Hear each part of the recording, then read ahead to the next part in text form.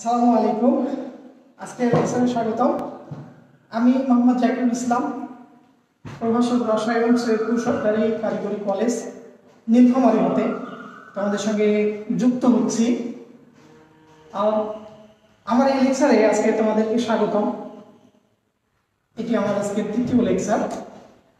তো যাই হোক, আমরা আজকে রসায়ন প্রথম পত্র এর চতুর্থ অধ্যায় এটি পড়ব। আমরা এর আগে দুটি ক্লাসেও এই অধ্যায় সম্পর্কে একটু পড়েছিলাম। তো আজকে যে টপিকস আমি তোমাদেরকে পড়াবো সেই টপিকসটি হবে যে লাসোক্লিয়ারের নীতি এবং ভরক্রিয়ার সূত্র। তো এই দুটি টপিকস আমি তোমাদের সঙ্গে আলোচনা করব। তো তোমরা ইতিমধ্যে যারা আমার সঙ্গে যুক্ত হয়েছো, হ্যাঁ আমরা দেখতেছি যে তোমরা 6 জন আমার সঙ্গে যুক্ত হয়েছো। তো যাই হোক, দেখা যাচ্ছে কিনা লেখাগুলো?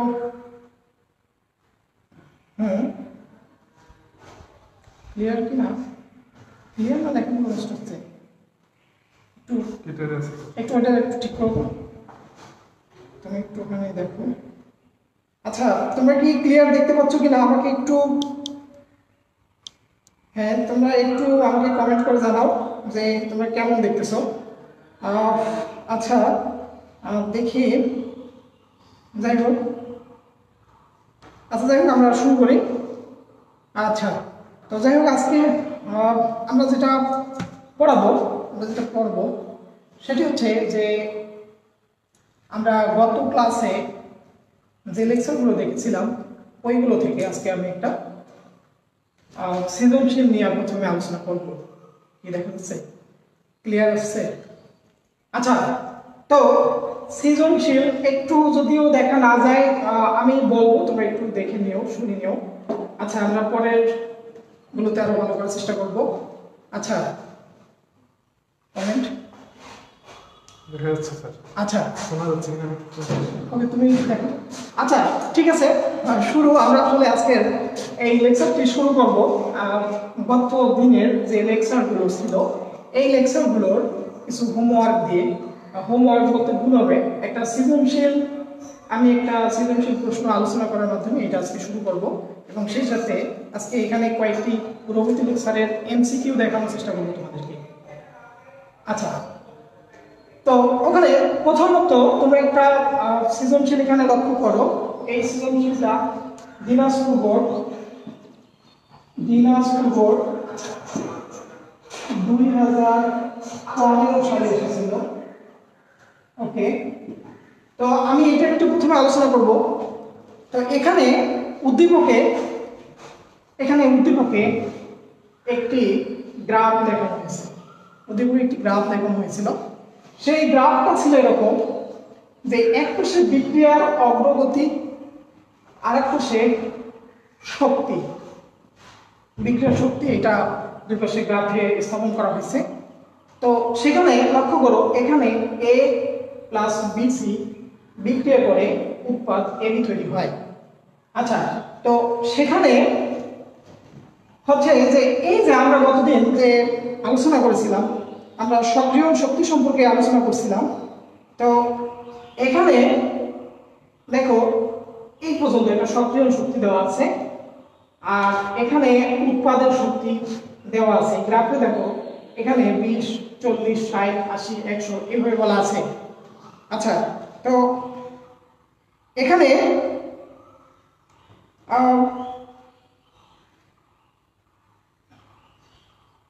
আচ্ছা, তো আমি আরো চেষ্টা করছি, তোমরা দেখতে থাকো, ইনশাল্লাহ বুঝতে পারবা।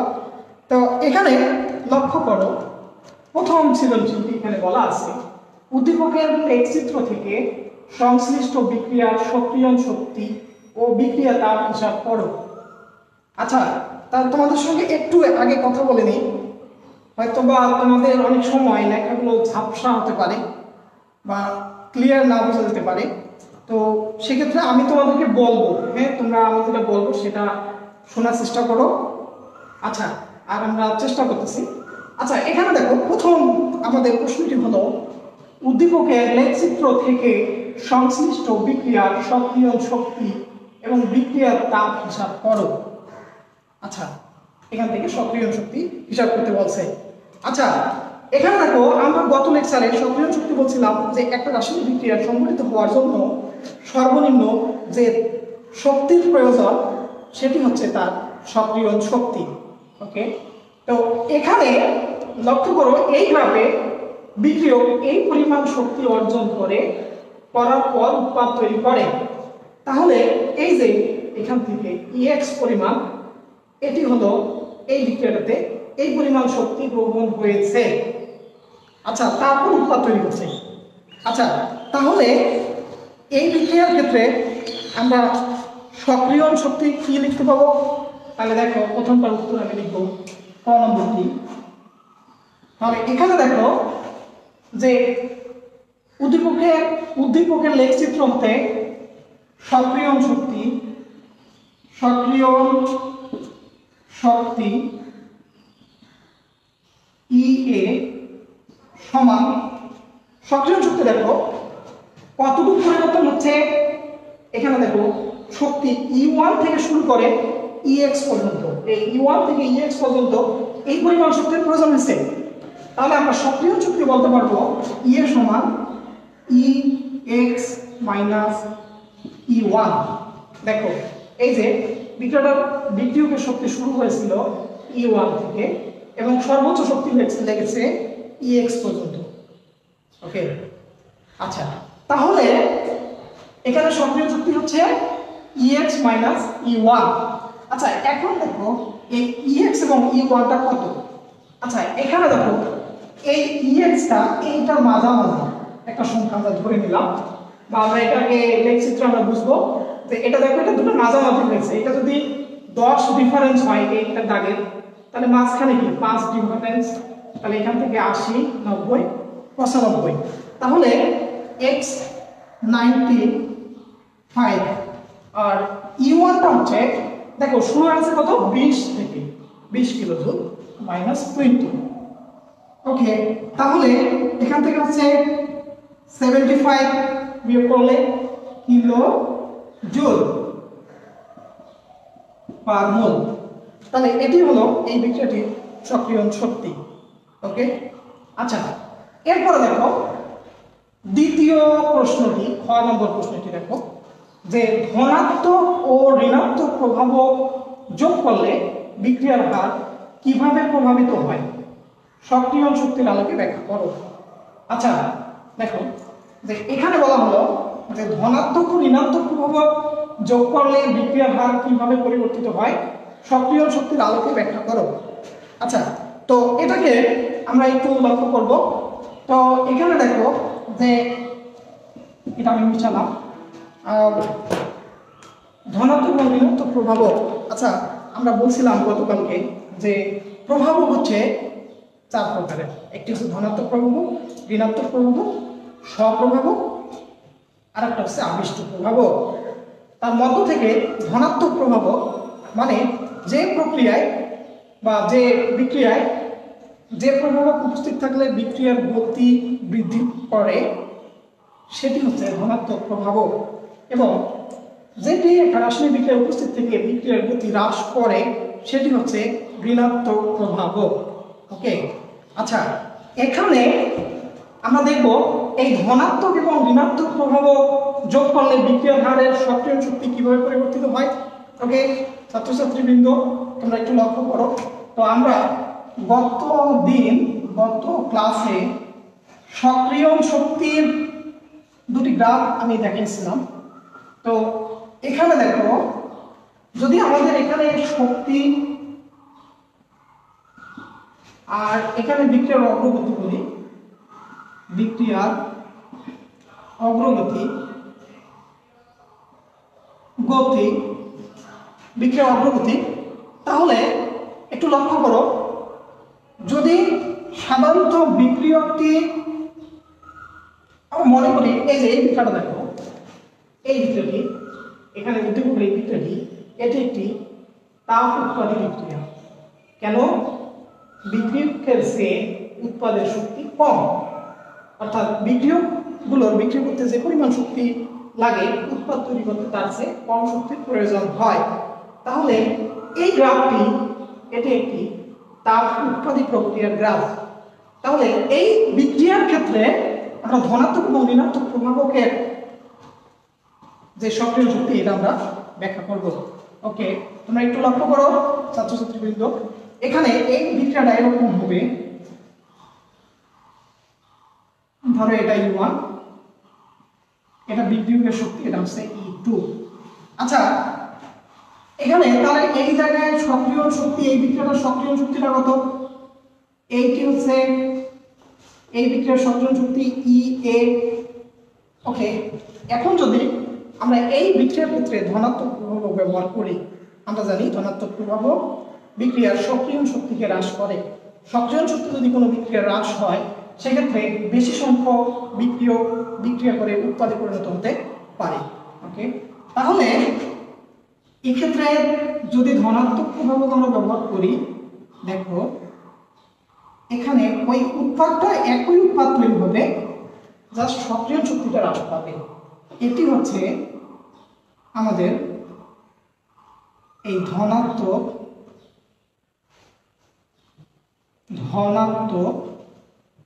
প্রভাবক ব্যবহার করার কারণে সক্রিয় শক্তিটা এইভাবে হ্রাস পাবে।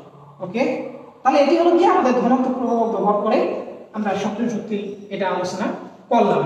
এখন দেখো, যদি আমাদের এই প্রক্রিয়ায় যদি আমরা ঋণাত্মক প্রভাবক যোগ করি, আমরা জানি ঋণাত্মক প্রভাবক একটি রাসায়নিক বিক্রিয়ার সক্রিয় শক্তিকে হ্রাস করে, সক্রিয় শক্তির মানটা বাড়ায় দেয়, বিক্রিয়ার গতি হ্রাস করে। আসলে ঋণাত্মক প্রভাবক ব্যবহার করলে বিক্রিয়ার সক্রিয় শক্তির মান বেশি হয়ে যায়, আর সক্রিয় শক্তির মান যখন বেশি হয়ে যাবে তখন হচ্ছে ওই রাসায়নিক বিক্রিয়ায় কম সংখ্যক বিক্রিয়া করে উৎপাদে পরিণত হতে পারবে। ওকে, আচ্ছা, তাহলে এটি আমরা ধনাত্মক প্রভাবক ব্যবহার করে দেখলাম। এবার আমরা একটু ঋণাত্মক প্রভাবক ব্যবহার করে এই গ্রাফটা কিরকম হবে আমরা একটু সেটা দেখার চেষ্টা করি। আচ্ছা, আমি আমার সুবিধার্থে এটাতেই আমি করব, আমি জাস্ট এটা মিশাই দিলাম। ওকে, দেখো যে আমাদের যদি এরকম সাধারণভাবে একটা রাসায়নিক বিক্রিয়ার সক্রিয় শক্তির গ্রাফ এটি, এখন যদি ঋণাত্মক প্রভাবক ব্যবহার করি ওই বিক্রিয়ার সক্রিয় শক্তিটা বৃদ্ধি পায়। এই সক্রিয় শক্তি কিভাবে বৃদ্ধি পায়? দেখো যে এক্ষেত্রে একই উৎপাদ তৈরি হবে, কিন্তু দেখো যে এই যে দেখো ঋণাত্মক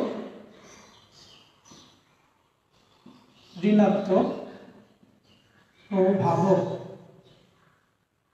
ওকে, দেখো ঋণাত্মক প্রভাবক ব্যবহার করলে এই যে দেখো এমনি সাধারণ বিক্রিয়ার সক্রিয় শক্তি ছিল এই পরিমাণ, কিন্তু যখন আমরা ঋণাত্মক প্রভাবক ব্যবহার করছি তখন সক্রিয় শক্তিটা এই যে আরো এই পরিমাণ বেড়ে যাচ্ছে, তখন এই বিক্রিয়াটিতে উৎপাদন হ্রাস পাবে। সক্রিয় শক্তি বৃদ্ধির কারণে উৎপাদন হ্রাস পাবে। ওকে শিক্ষার্থী বন্ধুরা, বোঝা যাচ্ছে কিনা?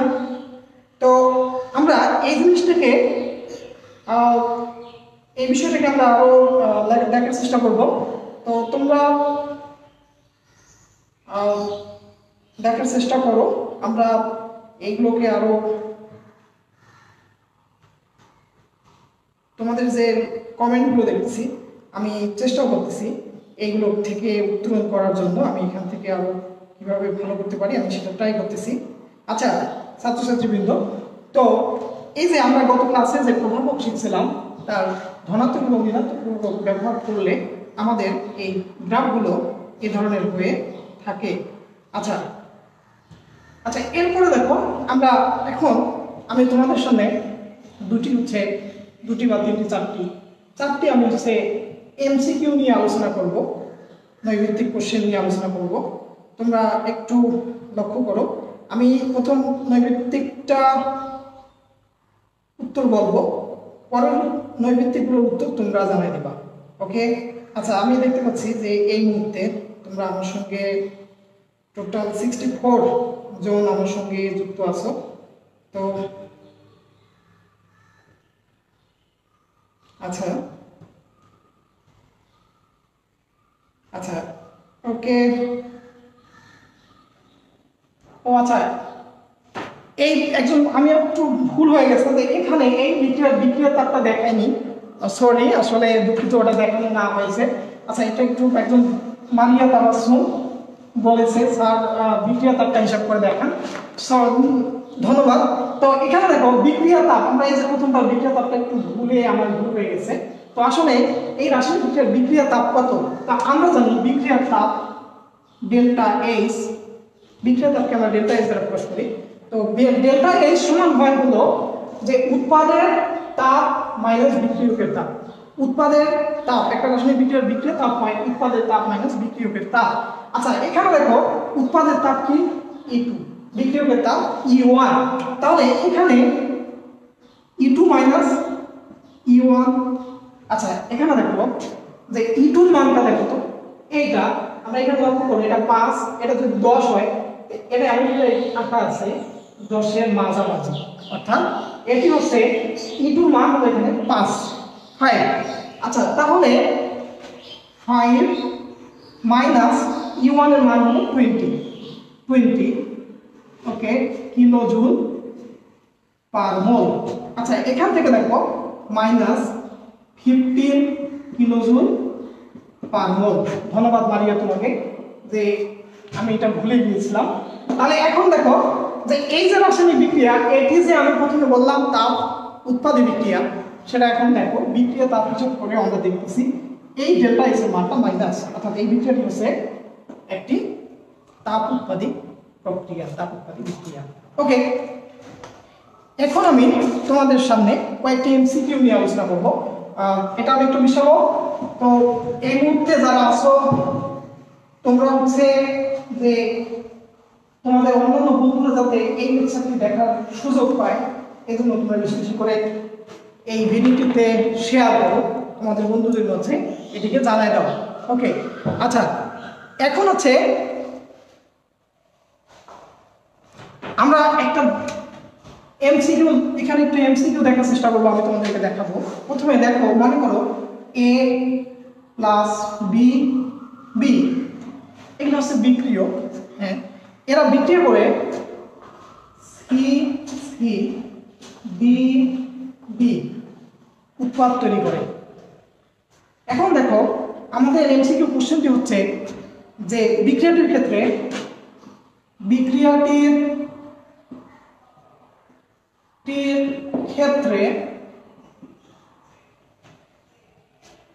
কোনটি বিক্রিয়ার হার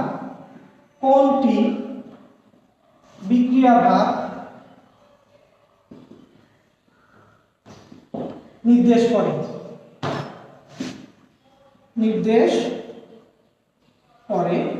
আচ্ছা, এখানে দেখো এই বিক্রিয়াটির ক্ষেত্রে কোনটি বিক্রিয়ার হার নির্দেশ করে। আচ্ছা, এখানে এ নম্বরে আমি বলবো, ক নম্বর যদি আমি উত্তরে বলি, ক নম্বরটি হচ্ছে মাইনাস dA বাই ডিটি। খ নম্বরটি হচ্ছে B minus dA by dt. খ নম্বরটি হচ্ছে minus dB by dt, sorry এখানে minus B.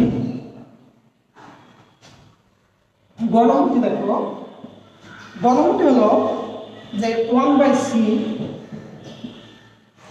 Minus dc by dt, ঘনমূর্তি হচ্ছে 1/d into d by DT. আচ্ছা, তোমরা একটু দেখো, লক্ষ্য করো শিক্ষার্থীবৃন্দ, যে এখানে দেখো, এখানে হচ্ছে যে চারটা option, minus dA by dt, minus dB by dt, এটা B, minus 1/c minus dc by dt, 1/d d by DT.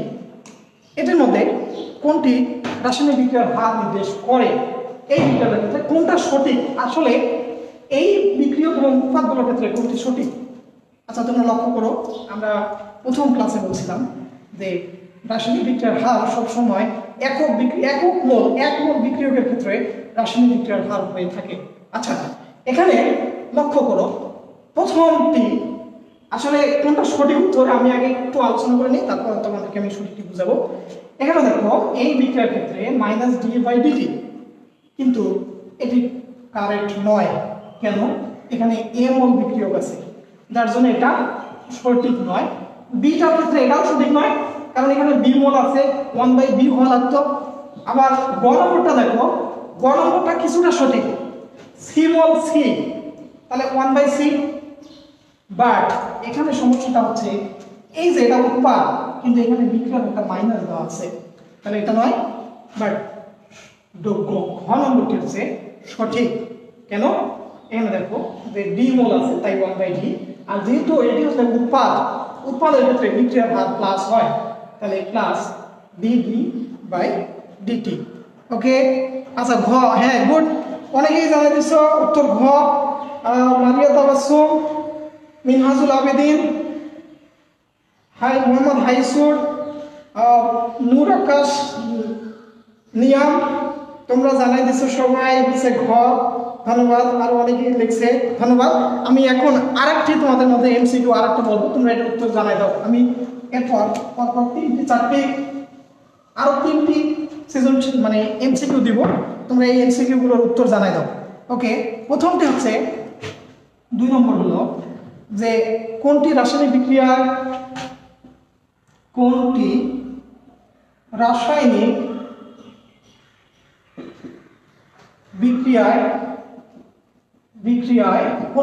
বিক্রিয়ায় স্বপ্রভাবক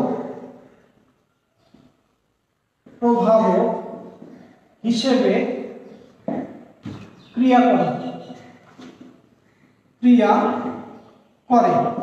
আচ্ছা ক নম্বর হলো KMN উপর পটাশিয়াম পারম্যাঙ্গানেট। ক নম্বর হচ্ছে সোডিয়াম সালফাইড। গ নম্বর হচ্ছে প্লাটিনাম। ঘ নম্বরটি হচ্ছে ফসফরিক অ্যাসিড H3PO4। হ্যাঁ শিক্ষার্থীবৃন্দ, তোমরা একটু কমেন্টের মাধ্যমে জানাই দাও এটা কোনটা উত্তর হবে, কোনটি রাসায়নিক বিক্রিয়ায় স্বপ্রভাবক হিসেবে ক্রিয়া করে। আচ্ছা তো এটা আরেকটা 3 নম্বর আরেকটা আমি দেখাবো, তোমরা এটা একটু উত্তরটা জানাই দাও। হ্যাঁ আচ্ছা এখানে দেখো যে একটা রাসায়নিক বিক্রিয়ার ঢাল -35 হলে সক্রিয়ণ শক্তি কত হবে? আচ্ছা এখানে ক নম্বর হচ্ছে 285 কিলোজুল পার মোল। খ নম্বরটি হচ্ছে 291 কিলোজুল পার মোল। ঘ নম্বরটি হচ্ছে ঘ নম্বরটি হচ্ছে 770 কিলোজুল পার মোল। ঘ নম্বরটি হচ্ছে 675 কিলোজুল পার মোল। ওকে, তাহলে আমরা এখন একটু দেখি তোমরা কি কি কমেন্ট করলাম। ওকে, আলসন বড়ুয়া 2 নম্বরের ক উত্তর। হ্যাঁ রৌদ্র বড়ুয়া তুমি বলছো ক, সিয়াম এ উত্তর বলছো। নূর আকাশ, নিয়াম তুমি বলছো ক উত্তর। হ্যাঁ আসলে এটার উত্তরটি আসলে ক উত্তর সঠিক, কারণ আমরা জানি যে স্বপ্রভাবক আমরা গত লেকচারে দেখছিলাম পটাশিয়াম পারম্যাঙ্গানেট একটা রাসায়নিক বিক্রিয়ায়, আমরা অক্সালিক অ্যাসিডের সাথে বিক্রিয়া দেখছিলাম যে এটি প্রথমে বিক্রিয়া করে যে উৎপাদ তৈরি করে, সেই উৎপাদটা ম্যাঙ্গানিজ আয়নটি পরবর্তীতে ওই বিক্রিয়ায় প্রভাবক হিসেবে কাজ করে। তাহলে এই পটাশিয়াম পারম্যাঙ্গানেটটি হচ্ছে আমাদের স্বপ্রভাবক। ওকে, পরেরটা তোমরা একটু এটার উত্তর দাও তো। আচ্ছা তারপরেরটা একটু উত্তরটা দাও। তোমরা চেষ্টা করো সি নম্বরটা একটু দেওয়ার চেষ্টা করো, 3 নম্বর উত্তরটা দেওয়ার চেষ্টা করো। আচ্ছা, আমি আরেকটা এমসিকিউ লিখবো। তো এমসিকিউটি হচ্ছে সবুজ রসায়ন, 4 নম্বর, সবুজ রসায়নের অন্তর্ভুক্ত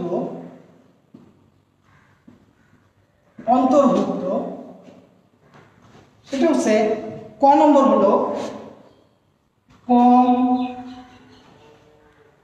ক্ষতিকর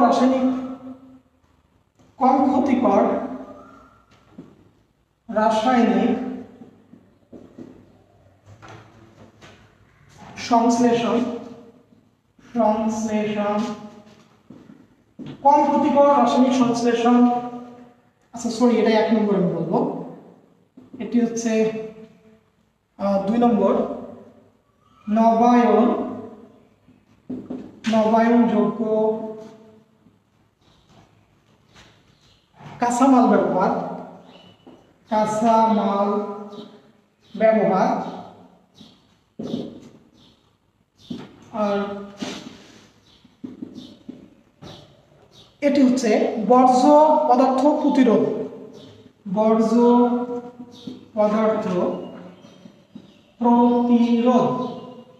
আচ্ছা শিক্ষার্থী বন্ধু, এখানে আমরা এগুলো লিখছি। ক নম্বরটি হচ্ছে, তোমরা এটা একটু উত্তর জানিয়ে দাও। ক নম্বরটা হচ্ছে 1 ও 2, খ নম্বরটি হচ্ছে 2 ও 3, গ নম্বরটি হচ্ছে 1 ও 3 এবং ঘ নম্বরটি হলো সবগুলো 1, 2 ও 3। তুমি একটু কমেন্টের মাধ্যমে এটা জানিয়ে দাও। আচ্ছা, 3-এর খ উত্তর বলছো, 3-এর খ ইফতেখারু জামান, সাইরা সাইবা, 3-এর খ উত্তর বলছো সবাই। হ্যাঁ, 3-এর উত্তরটা হচ্ছে রাইট আর কি। আচ্ছা, তোমরা একটু 4র্থ নম্বর উত্তরটা দেওয়ার চেষ্টা করো। আমি তার মাঝে তোমাদের মাঝে একটু ছোট একটা কৌতুক বলে আসি। আমরা ছোট একটা কৌতুক শুনি। সেটি হচ্ছে যে এক লোক একদিন দেখলো যে একটা হচ্ছে লটারির টিকিট ছাড়া হয়েছে, লটারি ড্র হবে, এজন্য লটারির টিকিট, যে লটারির প্রথম পুরস্কার হলো 40 লক্ষ টাকা। তো এই লটারির পুরস্কারের কথা দেখে ওই লোকটি এই লটারির পুরস্কারটা জেতার ক্ষেত্রে মরিয়া হয়ে যায়। খুব তার ইচ্ছা যে আমি এই লটারিটা জিতবো। তো সে কি করে, সে চিন্তা করলো কিভাবে আমি এটা জিততে পারি। তখন তার মাথায় হঠাৎ করে চিন্তা আসলো, আমি যদি আলাউদ্দিনের চেরাগের দেখা পাই, আলাউদ্দিনের চেরাগ আমাকে এই লটারি থেকে জিতায় নিয়ে প্রথম পুরস্কার পেয়ে দিতে পারে। ওকে, তো তার জন্য সে কি করলো, সে সারাদিন অন্য হয়ে সবসময় এই আলাউদ্দিনের চেরাগের পিছনে ছোটাছুটি শুরু করলো। ওকে, কিন্তু ঠিক সে ছোটার পরে এই লটারিটা ড্র হওয়ার ঠিক আগের মুহূর্তে এই আলাউদ্দিনের চেরাগের দেখা পায়। তখন আলাউদ্দিনের চেরাগ তাকে বলে যে, হে বৎস, তুমি কি চাও? তখন সেই আলাউদ্দিনের চেরাগকে বলে যে, হে আলাউদ্দিনের চেরাগ, তুমি আমাকে এই লটারির প্রথম পুরস্কারটা জিতে দাও। তখন আলাউদ্দিনের চেরাগ বলে, আচ্ছা ঠিক আছে, আমি তোমাকে এই প্রথম পুরস্কারটা জিতাই দিতে পারি, কিন্তু শর্ত হলো তুমি কি লটারির টিকিট কাটছো? তখন সে বলে, না, আমি তো তোমার খোঁজের কারণে আমি লটারির টিকিট কাটতে ভুলেই গেছি, আমি লটারির টিকিট কাটিনি। তখন আলাউদ্দিনের চেরাগ বলল যে, তাহলে আমি তোমাকে কিভাবে লটারিটা পেয়ে দিতে পারি? হ্যাঁ ছোট্ট শিক্ষার্থী বন্ধুরা, এই গল্পটির মাঝে আমরা ছোট্ট একটা শিক্ষা গ্রহণ করতে পারি। সেটি হচ্ছে যে আমাদের সবাইকে একটা টার্গেট থাকে যে আমি ভালো একটা কিছু করব, আমি পড়াশোনা করে, আমি কেউ চিন্তা করে আমি ডাক্তার হবো, কেউ ইঞ্জিনিয়ার হবো। তো এই যে ডাক্তার এবং ইঞ্জিনিয়ার হবো, ডাক্তার ইঞ্জিনিয়ার হওয়ার জন্য তুমি যেমন ওই লোকের লটারির টিকিট কাটার মতো তোমাকে সর্বপ্রথম পড়াশোনায় মনোযোগী হতে হবে। তুমি পড়াশোনা বেশি করবা, এটা তোমার লটারির টিকিট। পরের টুকু তোমার যদি ভাগ্যে থেকে যায়, তুমি অবশ্যই অবশ্যই ওই জায়গায় তুমি চলে যাবা। ওকে, আচ্ছা তাহলে আমরা এখন একটু এই 4 নম্বরটার উত্তরটা দেখি। হ্যাঁ, 4 নম্বরের উত্তরটা তোমরা সবাই দিছো ক ক। আচ্ছা, অনেকে ক দিছে। এখানে মারিয়া দাবাছু ঘ, জিএম নামহুন ঘ, সামিয়া তন্নি বলছো ডি, মোহাম্মদ ইউনুস ঘ। যাই হোক সবাই, ফারহান ইসলাম স্মৃতি ঘ, রৌদ্র বড়ুয়া ঘ। ধন্যবাদ সবাইকে। তবে কেউ ক উত্তর দিচ্ছে, আসলে ক উত্তর নয়, কারণ হচ্ছে শুধু দেখো এখানে কম ক্ষতিকর রাসায়নিক সংশ্লেষণ। হ্যাঁ, এটা ঠিক। নবায়নযোগ্য কাঁচামাল, অবশ্যই আমরা কাঁচামালটাও নবায়নযোগ্য ব্যবহার করবো, উৎপাদন নবায়নযোগ্য ব্যবহার করবো। বর্জ্য পদার্থ যাতে না হয় এটা অবশ্যই সবুজ রসায়নের অন্তর্ভুক্ত। তাহলে উত্তর হচ্ছে 1, 2 ও 3 সবগুলোই উত্তর সঠিক। ধন্যবাদ বন্ধুরা। তা আমরা এখন সামনের দিকে আগাবো। যাই হোক, আমি তোমাদের সামনে এখন যে বিষয়গুলো নিয়ে আলোচনা করবো, আজকে আমাদের এই লেকচারটির মূল যে টপিকস সেটি হলো লাশাতিলিয়ার নীতি। এই লাশাতিলিয়ার নীতি এখানে আমি এখন আলোচনা করার চেষ্টা করব। আচ্ছা, তোমরা খুব ভালোভাবে এই লেকচারটিকে শোনার চেষ্টা করো ইনশাআল্লাহ। তোমরা হচ্ছে যে এই লেকচারটির মাধ্যমে তোমাদের লাশাতিলিয়ার নীতিটা অবশ্যই ক্লিয়ার হয়ে যাবে। আচ্ছা, তোমরা এর পূর্বে ক্লাস 9, 10 লাশাতিলিয়ার নীতি পড়ছিলা। আচ্ছা, লাশাতিলিয়ার নীতি, এই লাশাতিলিয়ার নীতিটি হচ্ছে যে একটা উন্মুখী বিক্রিয়ার ক্ষেত্রে প্রযোজ্য, অর্থাৎ রাসায়নিক সাম্যাবস্থার ক্ষেত্রে লাশাতিলিয়ার নীতি প্রযোজ্য। তাহলে আমরা আগে একটু দেখে আসি রাসায়নিক সাম্যাবস্থাটা। আচ্ছা, গতদিন আমরা দেখছিলাম যে রাসায়নিক সাম্যাবস্থা এটা ছিল এরকম যে আমরা জানি একটা রাসায়নিক বিক্রিয়ার শুরুতে উৎপাদের হচ্ছে যে বিক্রিয়ার হার সবচেয়ে কম থাকে, বিক্রিয়গুলোর বিক্রিয়ার হার সবচেয়ে বেশি থাকে। আচ্ছা, আমরা যদি এদিকে বিক্রিয়ার হার আর এদিকে বিক্রিয়ার ধারা এদিকে গ্রাফে স্থাপন করি, গ্রাফিক্যালি আমরা যদি একটু লক্ষ্য করি, তোমরা লক্ষ্য করো, তাহলে দেখতে পাবো যে এখানে বিক্রিয়ার হার এভাবে আমরা একটু চিন্তা করি দিয়া, এখানে লক্ষ্য করো যে এটা যদি 0 হয়, একটা রাসায়নিক বিক্রিয়ার শুরুতে উৎপাদ এর বিক্রিয়ার হার সবচেয়ে কম থাকে, বিক্রিয়গুলোর বিক্রিয়ার হার সবচেয়ে বেশি থাকে। তা আমরা যদি বলি বিক্রিয়কের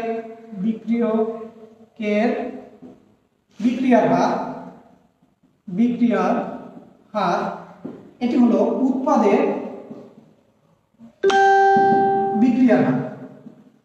বিক্রিয়ার হার এখানে সাম্যাবস্থা। আচ্ছা, এটি হলো রাসায়নিক সাম্যাবস্থা, অর্থাৎ যে অবস্থায় একটা রাসায়নিক বিক্রিয়কের ঘনমাত্রা বিক্রিয়ার হার এবং উৎপাদের বিক্রিয়ার হার সমান হয় এবং এটি সমানভাবে চলতে থাকে, সেই অবস্থাটি হচ্ছে রাসায়নিক সাম্যাবস্থা।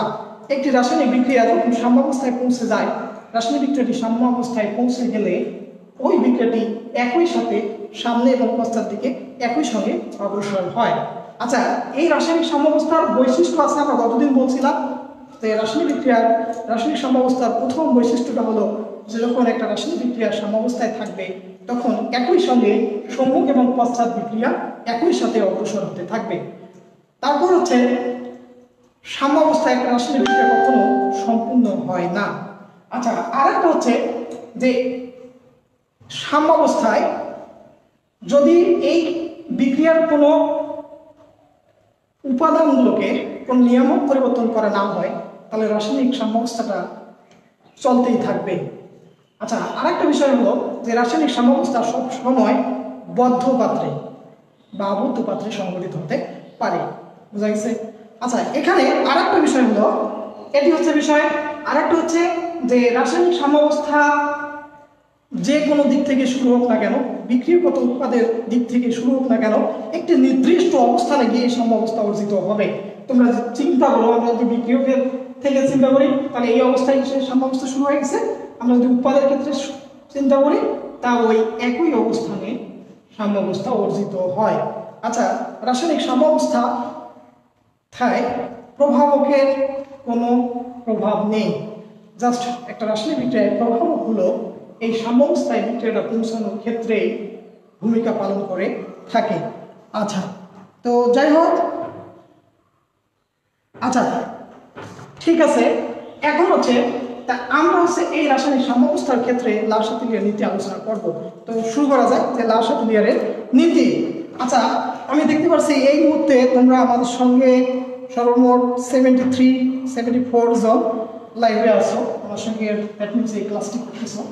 আচ্ছা, তোমরা একটু খাতায় এই জিনিসগুলোকে লিখে রাখো। আচ্ছা, এবং তোমরা বেশি বেশি করে লাইক এইগুলোকে শেয়ার করো, তোমাদের বন্ধুদেরকে জানাই দাও। আর তোমরা কখনো ঘর থেকে এই সময় বের হবে না, অবশ্যই পড়াশোনা করবা, তোমাদের জন্য এই সময়টা খুবই গুরুত্বপূর্ণ, বাসায় বসে বসে পড়াশোনা করবা। তো আমরা এখন শুরু করি লার-সাতিলিয়ারের নীতি। লার-সাতিলিয়ারের নীতি। তোমরা শিক্ষার্থীবৃন্দ, এখন আমরা যেটা শুনবো লার-সাতিলিয়ারের নীতি। আচ্ছা, এটি হচ্ছে যে 1884 সালে বিজ্ঞানী লার-সাতিলিয়ার সর্বপ্রথম একটি উভমুখী বিক্রিয়ার ক্ষেত্রে এই কিছু প্রভাবের কিছু ঘনমাত্রা, তাপ, চাপ, আয়তন এগুলোর সম্পর্ক দেখতে পান। এদের হচ্ছে যে সম্পর্ক প্রভাব লক্ষ্য করে সেই বিষয়টা হচ্ছে লার-সাতিলিয়ারের নীতি। আচ্ছা, তো লার-সাতিলিয়ারের নীতিটা আমরা যদি একটু বলি, তোমরা 19 এটা পড়ছো যে একটা রাসায়নিক বিক্রিয়ার সাম্যাবস্থায় থাকাকালে যদি বিক্রিয়ার কোনো নিয়ামক যেমন ঘনমাত্রা, চাপ, তাপমাত্রা কোনোটা পরিবর্তন করা না হয়, তাহলে মানে কোনো একটা রাসায়নিক বিক্রিয়া সাম্যাবস্থায় থাকাকালে যদি কোনো একটি নিয়ামক পরিবর্তন করা হয়, এই নিয়ামক পরিবর্তনের ফলাফল প্রশমিত হবে। ওকে, এটি হচ্ছে লার-সাতিলিয়ারের নীতি। অর্থাৎ একটা রাসায়নিক বিক্রিয়া সাম্যাবস্থায় থাকাকালে যদি এর কোনো নিয়ামক পরিবর্তন করা হয়, তাহলে নিয়ামক পরিবর্তনের ফলাফল প্রশমিত হবে। এটি হচ্ছে লার-সাতিলিয়ারের নীতি। আচ্ছা, এই যে নিয়ামক পরিবর্তনের ফলাফল, এই জিনিসটা কি এটা বোঝার জন্য আমি একটু ছোট্ট একটা উদাহরণ দিব।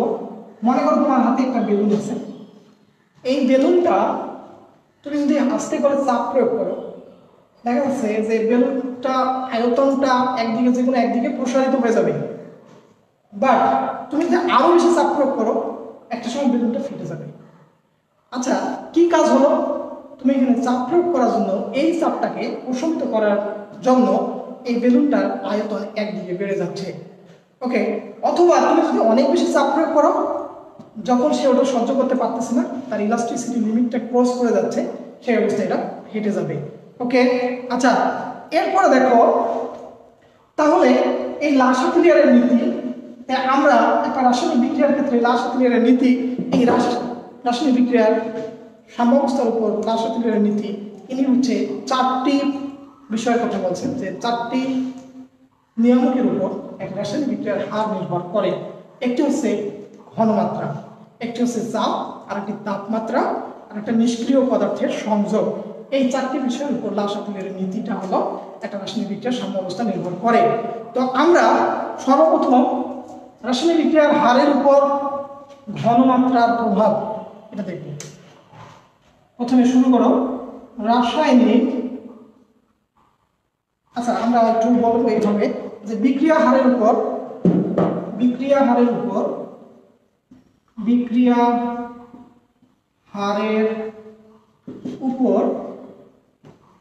ঘনমাত্রার প্রভাব।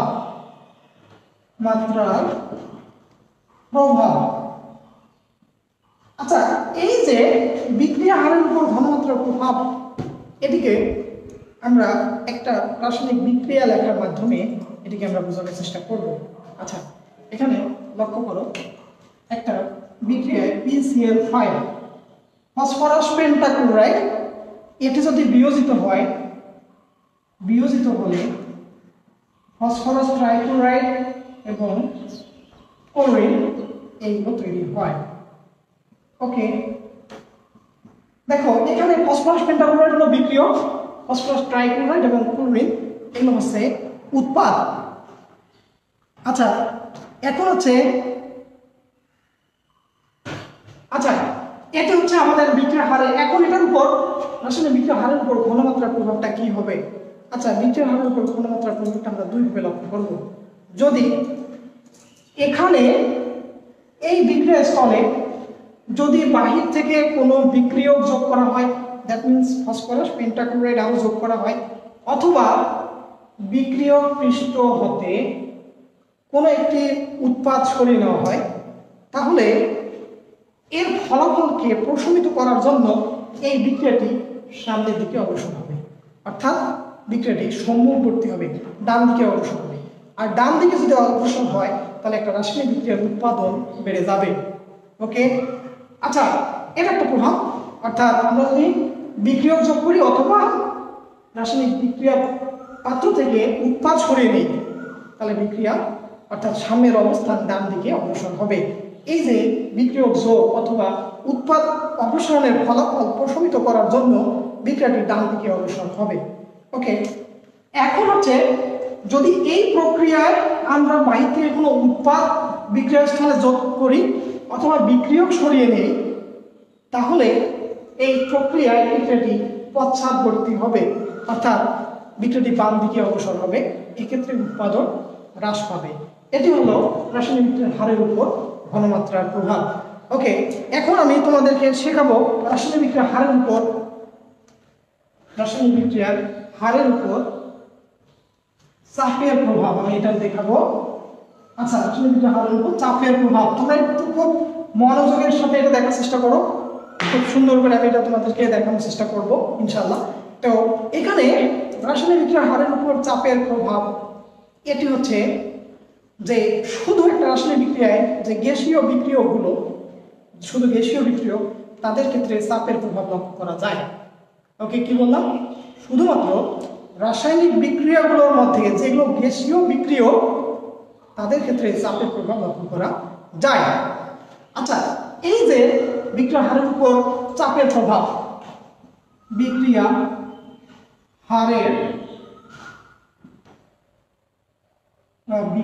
হারের উপর চাপের প্রভাব। আচ্ছা, এটাকে আমি চারটা পয়েন্টের মাধ্যমে চারটা পয়েন্টের মাধ্যমে বিক্রিয়া হারের উপর চাপের প্রভাবটাকে আলোচনা করব। প্রথমটি হচ্ছে, যদি কোনো রাসায়নিক বিক্রিয়ায় বিক্রিয়কের চেয়ে উৎপাদের মোল সংখ্যা বেশি হয়, তাহলে আমি কি লিখি যে বিক্রিয়কের চেয়ে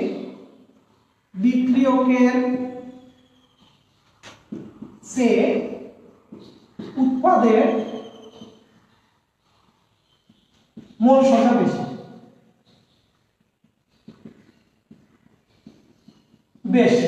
আচ্ছা, যদি বিক্রিয়কের চেয়ে উৎপাদের মোল সংখ্যা বেশি হয়, তো এই ধরনের বিক্রিয়ার ক্ষেত্রে লাসোলিয়ার নীতিটা কি হবে? আচ্ছা, আমি একটু উদাহরণ লিখব। N2O5 নাইট্রোজেন পেন্টাঅক্সাইড, এটি বিয়োজিত হলে nitrogen dioxide nitrogen nitrous oxide plus oxygen এটা তৈরি করে। তো এখানে দেখো বিক্রিয়কের চেয়ে উৎপাদের মোল সংখ্যা বেশি। এখানে 1 মোল বিক্রিয়ক, এখানে 2 মোল বিক্রিয়ক, এখান থেকে উৎপন্ন হয়েছে 2 মোল, এখানে 4 মোল। আচ্ছা শিক্ষার্থী বন্ধুরা, এখানে দেখো 2 মোল বিয়োজিত হয়ে এই বিক্রিয়া উৎপাদ তৈরি করছে 4 মোল। তাহলে কি হলো? এই বিক্রিয়াটিতে উৎপাদের মোল সংখ্যা বিক্রিয়কের চেয়ে বেশি। যদি এই ধরনের বিক্রিয়া হয় তাহলে আমরা বলবো এই বিক্রিয়াগুলো আয়তন সম্প্রসারণের মাধ্যমে সংগঠিত হয়, অর্থাৎ এই বিক্রিয়াগুলো আয়তন সম্প্রসারণের মাধ্যমে সংগঠিত হয়। তো এইগুলোর ক্ষেত্রে চাপের প্রভাব হলো, এই বিক্রিয়াগুলোর ক্ষেত্রে যদি চাপ বাড়ানো হয়, অর্থাৎ বিক্রিয়কের চেয়ে উৎপাদের মোল সংখ্যা বেশি হয়, এই বিক্রিয়ার ক্ষেত্রে চাপ বাড়ানো হয়, তাহলে এই চাপের ফলাফলকে প্রশমিত করার জন্য বিক্রিয়াটি সামনের দিকে অগ্রসর না হয়ে পিছনের দিকে অগ্রসর হবে। ওকে, বিক্রিয়াটি সামনের দিকে অগ্রসর না হয়ে বিক্রিয়াটি পিছনের দিকে অগ্রসর হবে। আর যদি এই বিক্রিয়ার ক্ষেত্রে চাপ কমায় তাহলে বিক্রিয়াটি সামনের দিকে অগ্রসর হবে। ওকে, তারপরে 2 নম্বর দেখো, যদি হয় বিক্রিয়কের চেয়ে উৎপাদের মোল সংখ্যা কম, আমি একটু লিখলাম মোল সংখ্যা কম। দেখো, যদি বিক্রিয়কের চেয়ে উৎপাদের মোল সংখ্যা কম হয় তাহলে এই বিক্রিয়ার ক্ষেত্রে নাসা-তেলিয়াতের নীতিটা কি হবে? ওকে, তো এই ক্ষেত্রে আমরা একটা উদাহরণ লিখব। আমরা খুব মোস্ট কমনলি উদাহরণ আমরা জানি যে নাইট্রোজেন প্লাস হাইড্রোজেন বিক্রিয়া করলে অ্যামোনিয়া তৈরি হয়। এই হেবাল গ্যাস পদ্ধতিতে অ্যামোনিয়া উৎপাদন। দেখো, এই বিক্রিয়ায় 1 মোল নাইট্রোজেন 3 মোল হাইড্রোজেন টোটাল 4 মোল বিক্রিয়া করে 2 মোল উৎপাদ তৈরি করে। আচ্ছা, তাহলে এই বিক্রিয়াটি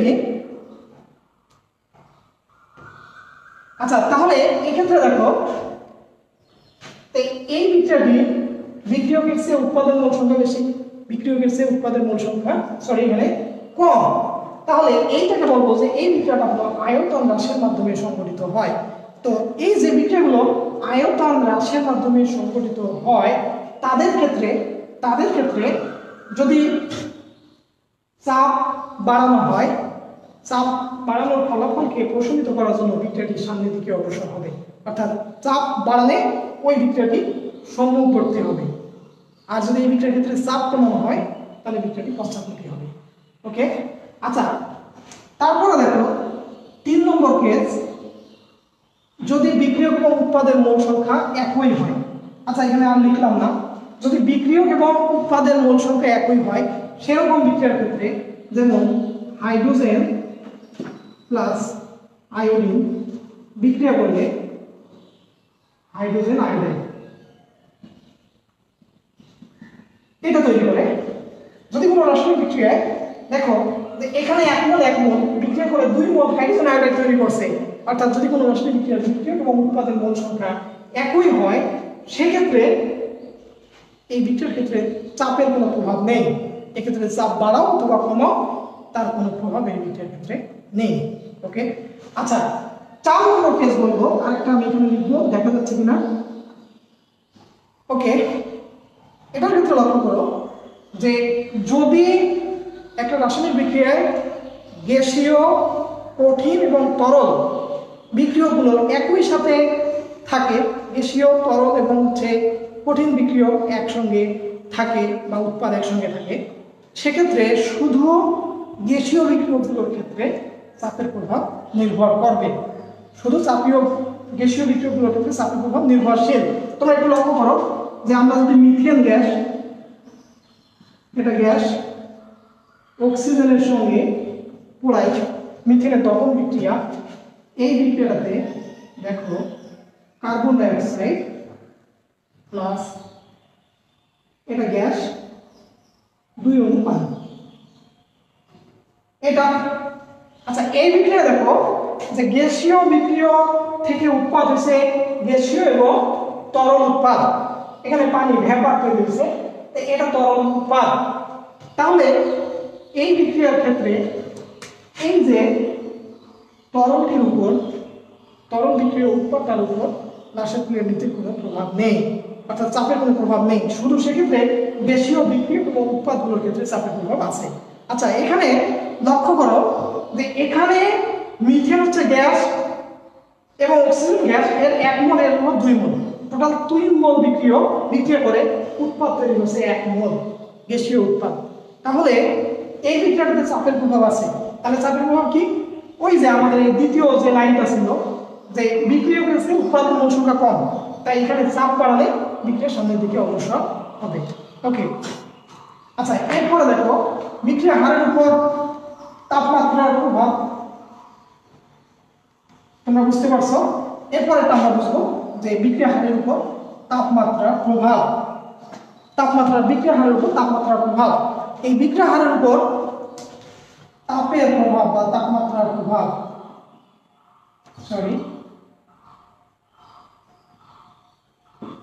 বিক্রিয়া হারের উপর তাপের প্রভাব। এই বিক্রিয়া হারের উপর তাপের প্রভাবটা আসলে 2 ধরনের। বা দুইটা বিষয়ের উপর, একটি হচ্ছে সাম্যের অবস্থানের উপর আর একটা হচ্ছে সাম্যাঙ্কের উপর। বিক্রিয়ার হারের উপর তাপমাত্রার প্রভাব দুই ধরনের, একটা হলো সাম্যের অবস্থানের উপর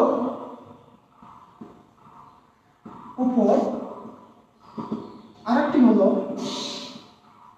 সাম্যাঙ্কের উপর। আচ্ছা আচ্ছা দেখি তোমাদের কমেন্টগুলো। আচ্ছা যাই হোক,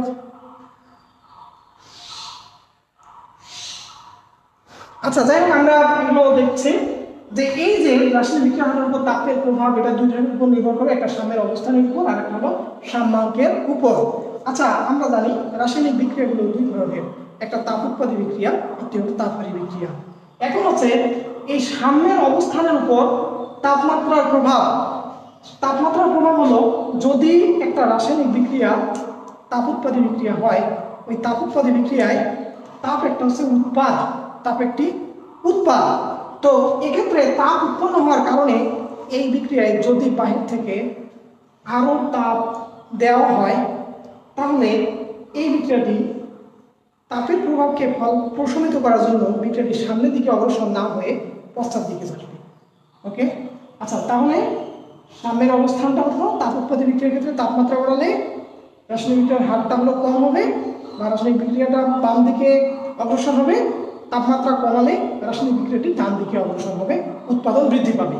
আচ্ছা আর যদি তাপহারী বিক্রিয়া হয়, তাপহারী বিক্রিয়ার ক্ষেত্রে তাপমাত্রা বাড়ালে রাসায়নিক বিক্রিয়া সামনের দিকে অগ্রসর হবে, আর তাপমাত্রা কমালে বিক্রিয়াটি পশ্চাৎ দিকে অগ্রসর হবে। আচ্ছা আমরা সেটাকে এরপরে দেখো সাম্যাঙ্কের উপর তাপমাত্রার প্রভাব। এই সাম্যাঙ্কের উপর তাপমাত্রার প্রভাব এটি বিজ্ঞানী ভ্যান হফের সমীকরণ থেকে আমরা সাম্যাঙ্কের উপর তাপমাত্রার প্রভাব এটাকে জানতে পারি। আচ্ছা তো এই ভ্যান হফের সমীকরণ হলো লগ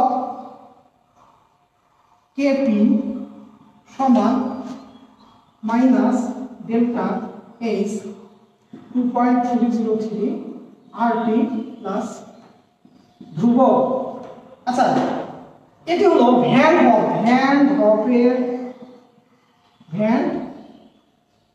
হফ।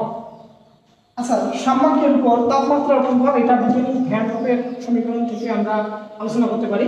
তাই ভ্যান হফের সমীকরণ দিছিল লগ কেপি সমান minus delta H 2.303 RT plus ধ্রুবক। এটি হলো ভ্যান হফের সমীকরণ।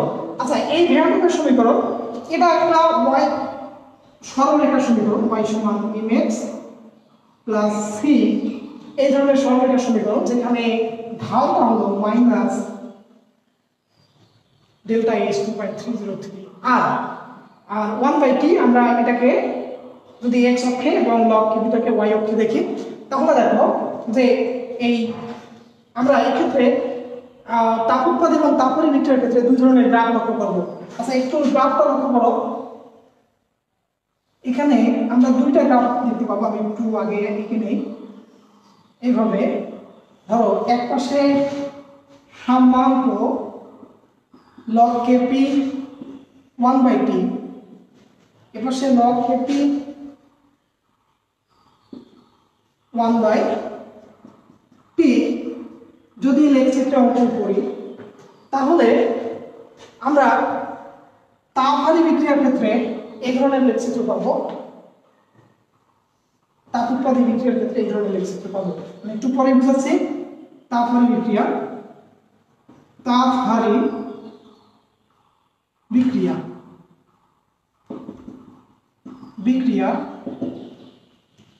তাপ উৎপাদী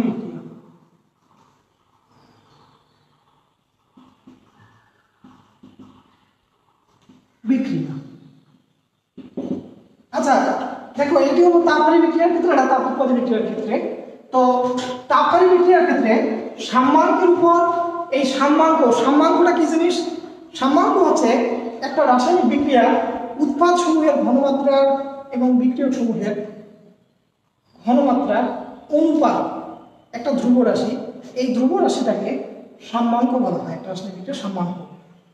ওকে, একটা রাসায়নিক বিক্রিয়া উৎপাদের মোল সংখ্যা এবং বিক্রিয়কের মোল সংখ্যার ঘনমাত্রা, বিক্রিয়ক এবং উৎপাদের উৎপাদ এবং বিক্রিয়কের ঘনমাত্রার অনুপাত একটা ধ্রুব সংখ্যা, এই ধ্রুব সংখ্যাটি হলো সাম্যাঙ্ক।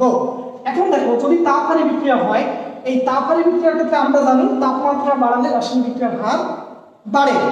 তো এখানে দেখো এই অর্থে তাপমাত্রা বাড়া মানে কি, এই টির মানটা বড় হওয়া। আচ্ছা আমরা জানি যে কোনো সংখ্যাকে 1 কে যদি কোনো বড় সংখ্যা দ্বারা ভাগ করি তাহলে ওই ভাগফলটা ছোট হয়।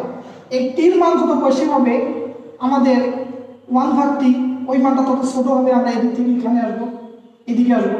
আর এইদিকে দেখো যখন 1/t এর মানটা যত ছোট হবে তখন আমরা এইদিকে যত আসবো আমাদের লগ কিপির মানটা এখানে বেড়ে যাবে। অর্থাৎ তাপমাত্রা বাড়ালে 1/t ছোট হবে, লগ কিপির মান বৃদ্ধি পাবে। আর তাপ উৎপাদী বিক্রিয়া অর্থাৎ তাপমাত্রা বাড়ালে তাপহারী বিক্রিয়ার ক্ষেত্রে উৎপাদ বেশি হবে।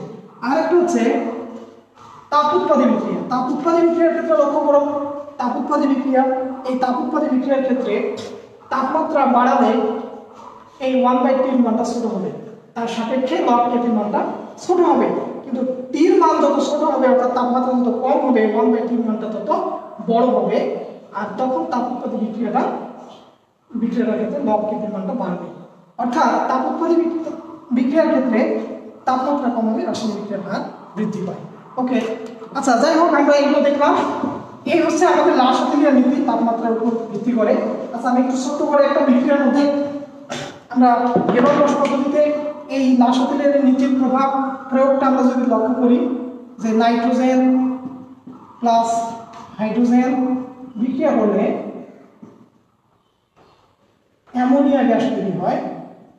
আচ্ছা এই বিক্রিয়াটার ক্ষেত্রে লাসোথেলিয়ার নীতিটা কিভাবে প্রয়োগ হবে দেখো। এক্ষেত্রে চাপের প্রভাব লক্ষ্য করো, এখানে 3 মোল বিক্রিয়ক উৎপাদ হলো 2 মোল। তাহলে এক্ষেত্রে চাপ বাড়ালে বিক্রিয়ার সামনের দিকে অগ্রসর হবে, চাপ কমালে বিক্রিয়ার পশ্চাৎ দিকে অগ্রসর হবে। তো এই জন্য এই বিক্রিয়ার ক্ষেত্রে একটা নির্দিষ্ট চাপের মান আছে, সেটি হলো 200 অ্যাটমোস্ফিয়ার। যদি এই বিক্রিয়া 200 atm চাপ প্রয়োগ করা হয় এখানে সর্বোচ্চ পরিমাণ উৎপাদ এখান থেকে পাওয়া যাবে। আচ্ছা তাপমাত্রা, এই বিক্রিয়াটা এখানে ডেল্টা এইচ সমান -92.38 কিলোজুল পার মোল তাপ উৎপন্ন তৈরি হয়। তাহলে তোমরা বুঝতেই পারছো ডেল্টা এইচ মাইনাস মানে এই বিক্রিয়াটা হলো তাপ উৎপাদী বিক্রিয়া। ওকে, তাপ উৎপাদী বিক্রিয়ার ক্ষেত্রে তাপমাত্রা বাড়ালে উৎপাদন হ্রাস পায়, আমরা এটা লাসোথেলিয়ার নীতি থেকে জানি। কিন্তু যদি আবার আমরা জানি যে একটা রাসায়নিক বিক্রিয়ার হার তাপমাত্রা সমানুপাতিক, যদি কোনো রাসায়নিক বিক্রিয়ার তাপমাত্রা আবার কম হয় সেক্ষেত্রে ওই রাসায়নিক বিক্রিয়াটার হারটা কমে যায়। ওকে, তো এই জন্য এই রাসায়নিক বিক্রিয়ার ক্ষেত্রে দেখা যায় যে 450 থেকে 500 ডিগ্রি সেন্টিগ্রেড তাপমাত্রায় এই রাসায়নিক বিক্রিয়ার বিক্রিয়ার হার উৎপাদনটা সবচেয়ে বেশি হয়, যেটা 15 থেকে 25% হয়ে থাকে। তাহলে এটাই হলো এই শিল্প উৎপাদনে লাসোথেলিয়ার নীতির প্রয়োগ। আচ্ছা আমরা এখন আরেকটু সামনের দিকে আগাবো, সেটি হচ্ছে এটা ভর ক্রিয়া সূত্র। ভর ক্রিয়া সূত্র তোমাদের কাছ থেকে আমি একটু সময় চেয়ে নিব, 5 থেকে 10 মিনিট একটু সময় বেশি পড়াবো, তোমরা একটু আমার সঙ্গে থাকো। তোমাদের পরে ক্লাস সম্ভবত 3:30টায়, তো আমি তোমাদের কাছে 10টা মিনিট সময় বেশি নেব। আচ্ছা ভর ক্রিয়া সূত্র, এই ভর ক্রিয়া সূত্র 1864 সালে নরওয়েজিয়ান দুজন বিজ্ঞানী গুলবার্গ এবং ওয়েস সর্বপ্রথম ভর ক্রিয়া সূত্রটা আবিষ্কার করেন। আচ্ছা এই ভর ক্রিয়া সূত্র হলো যে আমরা জানি একটা রাসায়নিক বিক্রিয়ায় বিক্রিয় অণুর সংখ্যা যত বেশি হবে বিক্রিয়কগুলোর মধ্যে সংঘর্ষের পরিমাণ তত বেশি হবে। আচ্ছা বিক্রিয়কগুলোর মধ্যে যত সংঘর্ষ হবে উৎপাদ তত বেশি হবে। তো সেই জায়গা থেকে ভর ক্রিয়া সূত্রটিকে ইনি এইভাবে একটা মানে প্রথমত ইনি একটা বিষয়কে এইভাবে আলোচনা করার চেষ্টা করছেন যে সংঘর্ষের পরিমাণ। আচ্ছা এখানে একটু লক্ষ্য করো, মনে করো এ এবং বি, একটা উদাহরণ আমি দিব, এখানে এ এবং বি আছে, আর একটা উদাহরণে এ এ বি বি, আর একটা উদাহরণে এ এ এটা B B A A B B. আচ্ছা একটু লক্ষ্য করো ডিয়ার, এখানে লক্ষ্য করো যে এ এবং বি এদের মধ্যে কতভাবে সংঘর্ষ হতে পারে। আচ্ছা এদের ক্ষেত্রে দেখো সংঘর্ষ হতে পারে বিক্রিয়ক এ এবং বি জাস্ট একভাবে সংঘর্ষ করতে পারে, জাস্ট এ এবং বি একটা মাত্র সংঘর্ষ হবে। এটার ক্ষেত্রে যদি আমরা চিন্তা করি একটা দুইটা তারপরে তিনটি চারটি, দেখো তো এখানে সংঘর্ষের সংখ্যা যখন বিক্রিয়ক সংখ্যা বাড়তেছে সংঘর্ষ বাড়তেছে কিনা। দেখো এখানে মাত্র একটা সংঘর্ষ, 1 2 3 4 এখানে চারটা সংঘর্ষ হচ্ছে। যদি এটা হয় এক, এটার ভিতরে দেখো সংঘর্ষ কয়টা হবে, দুইটা হতে পারে, এটা হতে পারে, এটা হতে পারে। দেখো তো কয়টা সংঘর্ষ হলো অলরেডি, চারটি।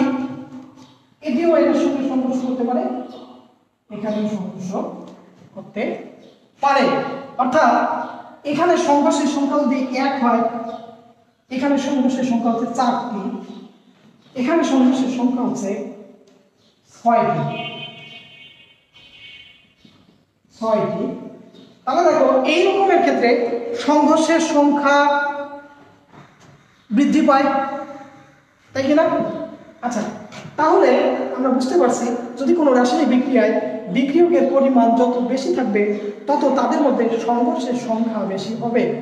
ওকে, তো এই জিনিসটাই বিজ্ঞানী গুলবার্গ এবং ওয়েস নরওয়েজিয়ান বিজ্ঞানী এনারা ভরক্রিয়ার একটা সূত্র প্রয়োগ করেন 1864 সালে। আচ্ছা তাই ওনারা বলছেন একটা নির্দিষ্ট তাপমাত্রায় একটি রাসায়নিক বিক্রিয়ার হার বিক্রিয়ায় অংশগ্রহণকারী বিক্রিয়ক সমূহের সক্রিয় ভরের সমানুপাতিক। তাহলে কি হলো, ভরক্রিয়ার সূত্রটা হলো একটি নির্দিষ্ট তাপমাত্রায় বিক্রিয়ায় অংশগ্রহণকারী বিক্রিয়ক সমূহের বিক্রিয়ার হার, মানে একটি নির্দিষ্ট স্থির আচ্ছা একটু সুন্দর করে বলি। আচ্ছা সেটি হচ্ছে যে স্থির তাপমাত্রায় কোনো রাসায়নিক বিক্রিয়ার হার বিক্রিয়ায় অংশগ্রহণকারী বিক্রিয়কগুলোর সক্রিয় ভরের সমানুপাতিক। ওকে, এখানে সক্রিয় ভরটা কি? সক্রিয় ভর হলো একটা রাসায়নিক বিক্রিয়ায় কোনো বিক্রিয়কের যে ভর সক্রিয়ভাবে অংশগ্রহণ করে সেটি হলো সক্রিয় ভর। এই সক্রিয় ভর হয় দুই প্রকারের। একটি হলো যদি তরল বিক্রিয়ক হয় তাহলে হলো মোলার ঘনমাত্রা, এই সক্রিয় ভর হলো দুইটি, এক হলো মোলার ঘনমাত্রা আর দুই হচ্ছে আংশিক চাপ। আচ্ছা তাহলে প্রথমত দেখো যে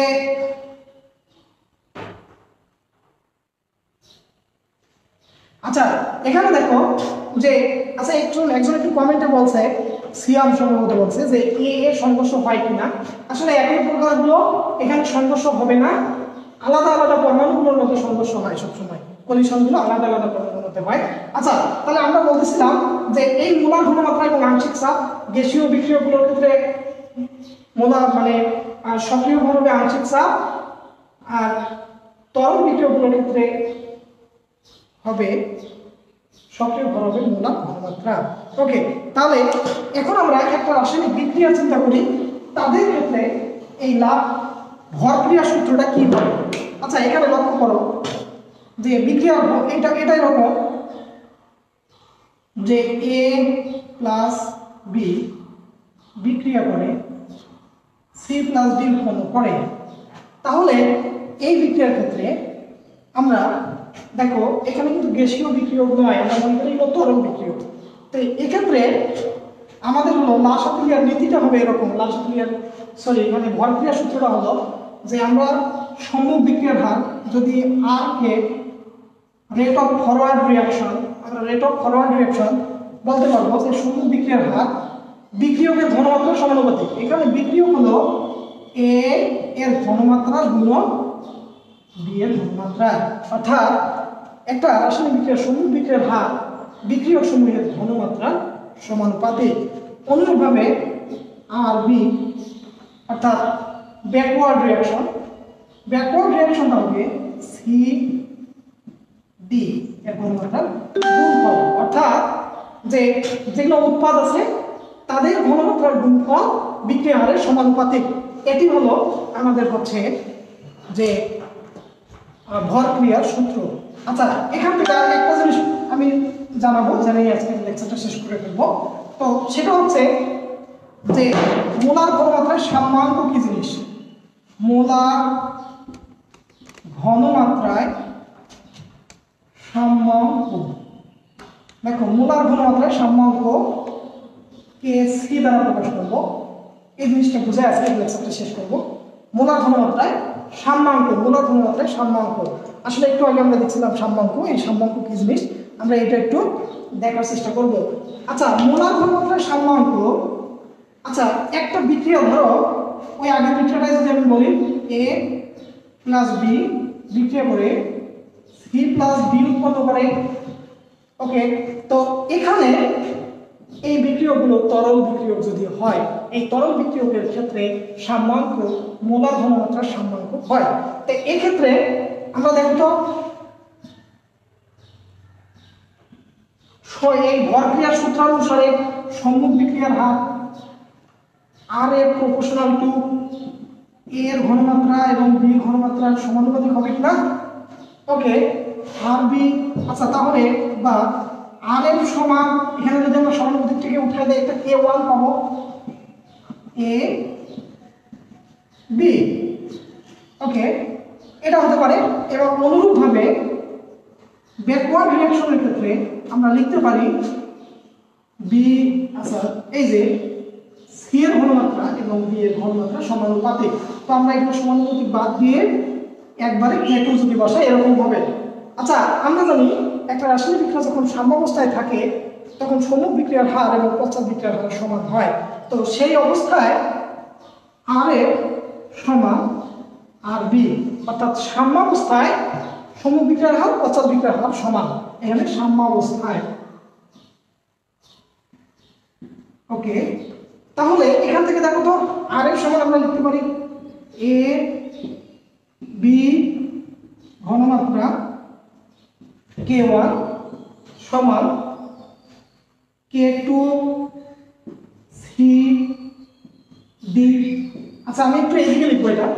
দেখো এটা আমরা এখান থেকে বা আমরা লিখতে পারি কে1 ভাগ কে2 সমান সি এর ঘনমাত্রা ডি এর ঘনমাত্রা এ এর ঘনমাত্রা বি এর ঘনমাত্রা। আচ্ছা, এখানে দেখো যে এই কে1 এবং কে2 দুটো ধ্রুবক সংখ্যা, আমরা জানি দুইটা ধ্রুবক সংখ্যার গুণফল একটা নতুন ধ্রুবক হয়। আচ্ছা, তো এইটা হচ্ছে এই একটা নতুন ধ্রুবক, আমরা এটাকে বলবো কে সি। একটা আমরা এটা এই দুটো অনুপাতকে একটা ধ্রুবক দ্বারা প্রকাশ করবো কে সি। তো কে সি সমান সি ডি এ বি। এই কে সিটাকে সাম্যাঙ্ক, মোলার ঘনমাত্রার সাম্যাঙ্ক বলা হয়। মোলার ঘনমাত্রায় সাম্যাঙ্ক, এটি হচ্ছে কেসিটা হলো মোলার ঘনমাত্রায় সাম্যাঙ্ক। ওকে শিক্ষার্থীবৃন্দ, তাহলে এই কেসিটাকে মোলার ঘনমাত্রার সাম্যাঙ্ক বলে। এই সাম্যাঙ্ক, মোলার ঘনমাত্রার সাম্যাঙ্ক, এটাকে আমরা যদি সংজ্ঞা আকারে বলি যে একটা রাসায়নিক বিক্রিয়ায় উৎপাদ সমূহের ঘনমাত্রার গুণফল এবং বিক্রিয়ক সমূহের ঘনমাত্রার গুণফলের অনুপাত একটি ধ্রুব সংখ্যা। এই ধ্রুব সংখ্যাটাকে ওই বিক্রিয়ার মোলার ঘনমাত্রার সাম্যাঙ্ক বলা হয়। অর্থাৎ একটা রাসায়নিক বিক্রিয়ার উৎপাদ সমূহের ঘনমাত্রার গুণফল এবং বিক্রিয়ক সমূহের ঘনমাত্রার গুণফলের অনুপাত একটা ধ্রুব সংখ্যা। এই ধ্রুব সংখ্যাটি হলো মোলার ঘনমাত্রায় সাম্যাঙ্ক কেসি। ক্লিয়ার? তোমরা বুঝতে পারছো? এখন দেখো এই কেসির মান কখনো শূন্য অথবা অসীম হতে পারে না। এটা রাসায়নিক বিক্রিয়া সাম্যাঙ্কের মান কখনো শূন্য অথবা অসীম হতে পারে না। কেন শূন্য অথবা অসীম হতে পারে না? এর কারণ হলো যদি এই বিক্রিয়াটায় কেসির মান শূন্য হতে হয়, কেসি সমান যদি শূন্য হতে হয়, তাহলে দেখো যে এই উৎপাদগুলোর যে কোনো একটা মান শূন্য হতে হবে। যদি এগুলোর যে কোনো একটা মান শূন্য হয় তখনই কেসির মান শূন্য হবে। কিন্তু একটা সাম্যাবস্থায়, রাসায়নিক সাম্যাবস্থায় বিক্রিয়ক এবং উৎপাদ কোনটির মান শূন্য হওয়া সম্ভব নয়। আচ্ছা, তাহলে এজন্য কেসির মান কখনো শূন্য হতে পারে না, অথবা এটার মান অসীম হতে পারে না। যদি এই বিক্রিয়ায় অসীম হতে হয় তাহলে দেখো এই উৎপাদের কোনো একটির মান 0 হতে হবে। তো কোনো সংখ্যা ভাগ 0, তখন ওই সংখ্যাটা কি অসীম, তাই কিনা? তাহলে দেখো যে যেহেতু সাম্যাবস্থায় বিক্রিয়কের কোনটির মান 0 হতে পারে না, তাই রাসায়নিক বিক্রিয়ার মান কখনো, তাই এই বিক্রিয়ায় রাসায়নিক সাম্যাবস্থার মান কখনো 0 অথবা অসীম হতে পারে না। তো ছাত্রছাত্রীবৃন্দ, আজকের ক্লাসে ধন্যবাদ। তোমাদের কাছ থেকে সময় নেওয়ার জন্য দুঃখিত। নেক্সট ক্লাসে আমরা আরো এই বিষয়গুলো নিয়ে আলোচনা করব। ধন্যবাদ, এখানেই ভালো থাকো।